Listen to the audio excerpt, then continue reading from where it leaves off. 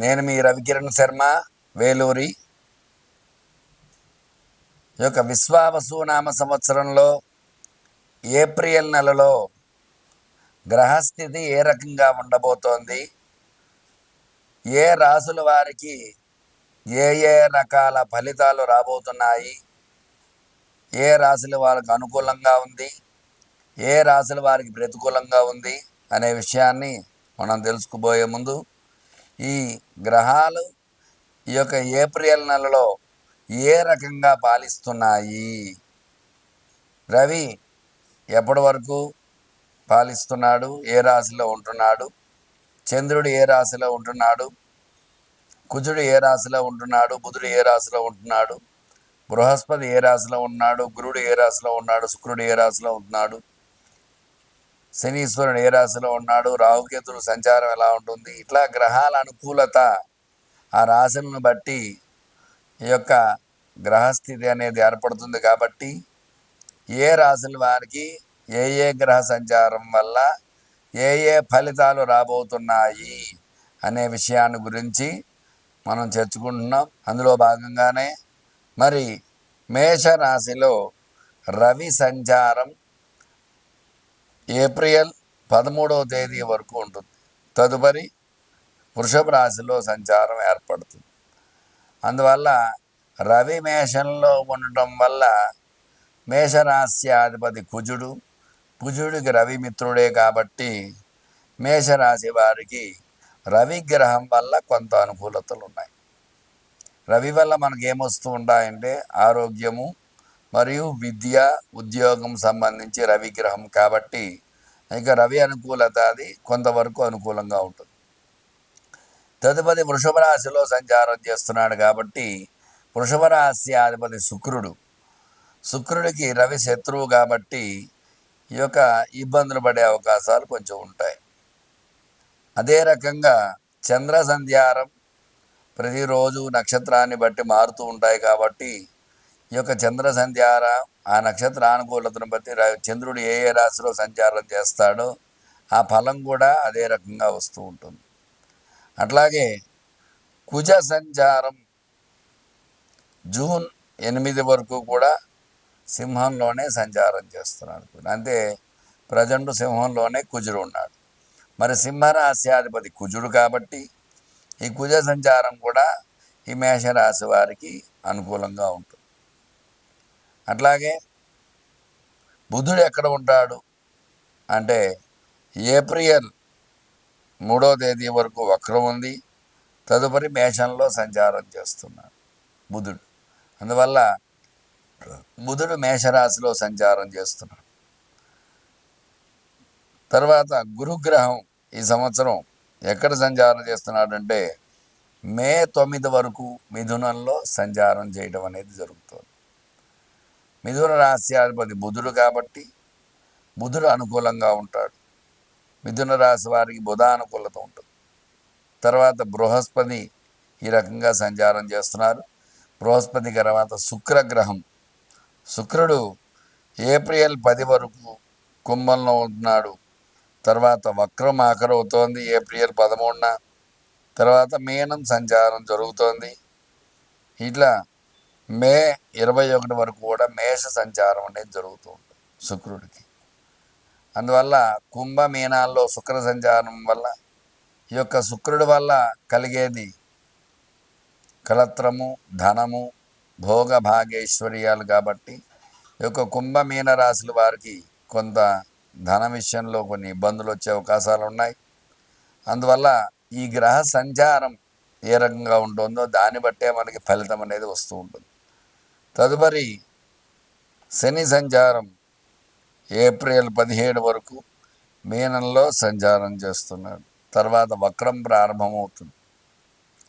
అందువల్ల ఈ మీనరాశిలో సంచారం చేయటం వల్ల మీనరాశి వారికి ఏలినాడు శని ప్రభావం అధికంగా ఉంటుంది. కుంభరాశి వారికి శని భాగ్యంలో ఉన్నాడు కాబట్టి గతంలో కంటే కూడా ఈ శని భగవానుడి వల్ల కొంచెం ఇబ్బందులు తగ్గుతూ ఉంటాయి.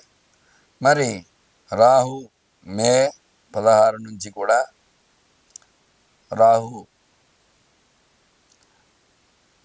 కుంభంలో సంచారం చేయడం జరుగుతుంది. మరి కేతు సంచారం వచ్చి సింహంలో సంచారం చేయటం జరుగుతుంది. ఎందుకంటే ఈ రెండు గ్రహాలు అపసవ్య దశలో సంచారం చేస్తూ ఉంటాయి. అందువల్ల జన్ సింహరాశి వారికి కేతు సంచారము, కుంభరాశి వారికి రాహు సంచారం జరుగుతుంది. ఈ రకంగా ఈ నవగ్రహ సంచారం అనేది జరుగుతూ ఉంటుంది. కాబట్టి ఈ నవగ్రహ స్థితిగతులు ఏ ఏ స్థానాల్లో ఉన్నాయో ఆ స్థాన స్థితిగతులను బట్టి మానవుడి యొక్క జీవితం అనేది ఏర్పడుతూ ఉంటుంది. అందువల్ల ఏ నెలలో ఏ అదృష్టాన్ని వింటామో, ఏ నెలలో ఏ దురదృష్టాన్ని వింటామో, ఏ నెలలో మంచిగా ఉంటామో, ఏ నెలలో వ్యాపారం బాగుంటుంది, ఏ నెలలో ఉద్యోగం వస్తుంది, ఉద్యోగంలో ప్రమోషన్ వస్తుంది, అలాగే వివాహం కాని వారికి వివాహం అవుతుందా, సంతానం కావాల్సిన వారికి సంతానం కలుగుతుందా అనే విషయాలు, అలాగే రియల్ ఎస్టేటు, స్టాక్ మార్కెటు, ఇటువంటి వ్యవహారాలన్నీ కూడా ఈ యొక్క నవగ్రహ స్థితిగతులను బట్టే ఉంటూ ఉంటాయి. అందువల్ల గ్రహానుకూలత ఉంటే ఖచ్చితంగా దైవ బలం మన వెంట ఉంటుంది. అందువల్ల నవగ్రహ స్థితిగతులు ఈ రకంగా ఉన్నాయి. కాబట్టి ఈ యొక్క ఏప్రిల్ నెలలో ఏ రాశి వారికి ఏ రకంగా ఉండబోతోంది అనే విషయాన్ని గురించి మనం ఇప్పుడు తెలుసుకోవడం జరుగుతుంది. నమస్కారం, నేను మీ రవికిరణ్ శర్మ, వేలూరి. విశ్వావసు నామ సంవత్సరం ఈ యొక్క ఏప్రిల్ నెల చైత్రమాసం ఈ నెలలో ఏ రకంగా ఉండబోతోంది అనే విషయాన్ని గురించి మీకు చెప్పడం జరుగుతోంది.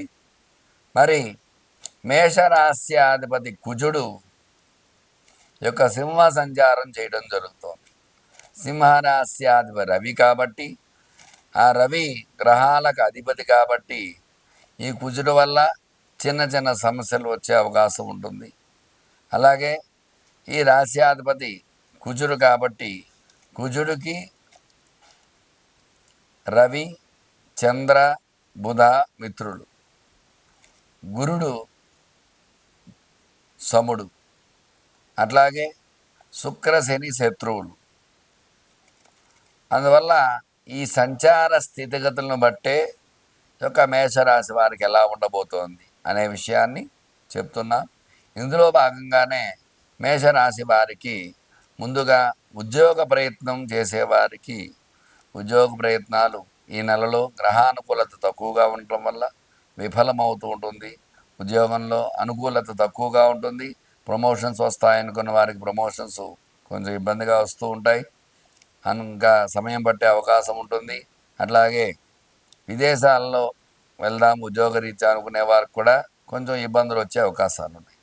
విద్యాపరంగా చూసుకున్నట్లయితే ఈ రాశాధిపతి కుజుడు సింహంలో సంచారం చేయడం వల్ల విద్యాధిపతి రవి అవ్వటం వల్ల చదువు పరంగా కొంత అనుకూలత అనేది ఉంది.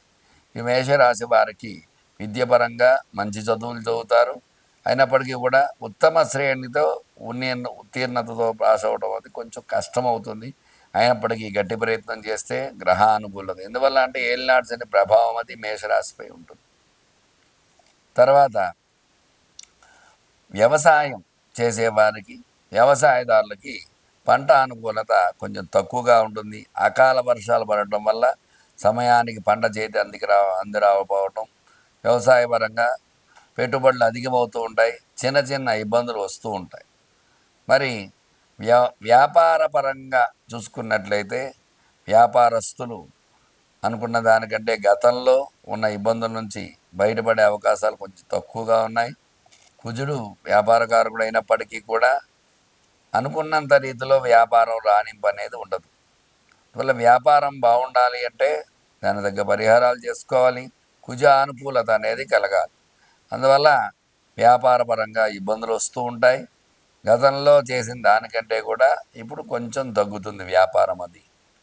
తర్వాత రియల్ ఎస్టేటు, స్టాక్ మార్కెట్ వ్యవహారం చేసే వాళ్ళు కూడా చిన్న చిన్న ఇబ్బందులు వస్తూ ఉంటాయి. రియల్ ఎస్టేట్ వ్యాపారం అనుకూలత కూడా తక్కువగా ఉంటుంది. అట్లాగే వివాహ ప్రయత్నం చేసేవారికి ఈ నెలలో వివాహ ప్రయత్నాలు ప్రతికూలిస్తాయి, అనుకూలత తక్కువగా ఉంది. అట్లాగే ఒక 60% అయితే ప్రతికూలతలే ఉన్నాయి వివాహ ప్రయత్నం చేసేవారికి. సంతాన ప్రయత్నం చేసేవారికి కూడా సంతానంలో శుభవార్తలు వినడం కొంచెం కష్టమవుతుంది ఈ నెలలో.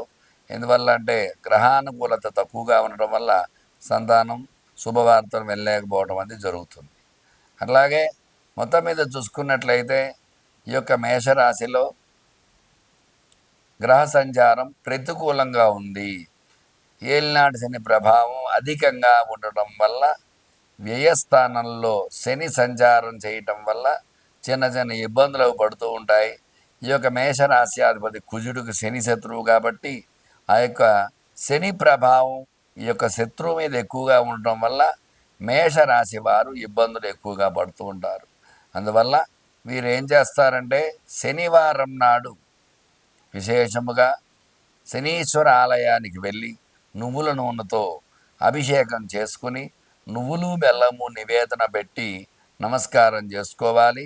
ఓం నీలాంజన సమాభాసం రవిపుత్రం యమాగ్రజం ఛాయా మార్తాండ సంభూతం తం నమామి శనైశ్చరం అని చక్కగా శ్లోకాన్ని చెప్పి ఆ యొక్క 19 ప్రదక్షిణాలు చేసి ఓం శనీశ్వరాయ నమః అని నామంతో స్వామికి నమస్కారం చేసుకున్నట్లయితే ఈ యొక్క శని బాధలు తొలగి కొంతమేర ఈ నెలలో అనుకూలతలు వచ్చే అవకాశాలు ఉంటాయన్నమాట. చూశారు కదండి, ఈ యొక్క మేషరాశి వారికి ఈ ఏప్రిల్లో ఏ విధంగా ఉండబోతోంది అనే విషయాన్ని చెప్పడం జరిగింది. చక్కగా నేను చెప్పిన పరిహారం చేసుకుని ఈ గ్రహానుకూలత చేకూర్చుకుంటారని కోరుకుంటూ మీ రవికిరణ్ శర్మ, వేలూరి జ్యోతిష్యరత్న అవార్డు గ్రహీత.